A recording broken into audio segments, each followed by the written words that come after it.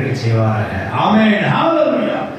தேவன் அப்பவும் நம்முடைய உபத்திரவங்களிலும் நம்முடைய ட்ரபிள்ஸ்களிலும் நம்முடைய சரீர பலவீனங்களிலும் நம்முடைய வியாதிகளிலும் கர்த்தர் பிரயாணம் செய்து அதை விடுவித்து நம்ம கண்மணி போல காத்தருளி கழுவி தன் சிறைகளை குஞ்சிகளை வைத்து எப்படி காப்பாற்றி கொண்டு போதோ அப்படியே அவர் காப்பாற்றி கொண்டு போய் அந்த வியாதியை விடுதலை கொடுத்து சரி பலவீனத்திலே எடுத்து போட்டு பலப்படுத்தி நம் திறப்படுத்தி அந்த பிரயாணத்தை பார்க்க செய்வார்கள். ஆமென். ஹல்லேலூயா.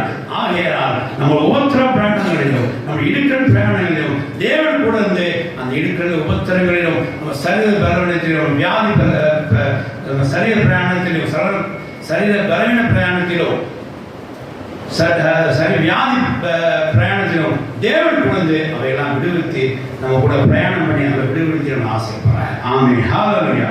இப்போ அந்த வசனம் வாசிங்க. யாத்திராகமம் 23ஆம் அதிகாரம்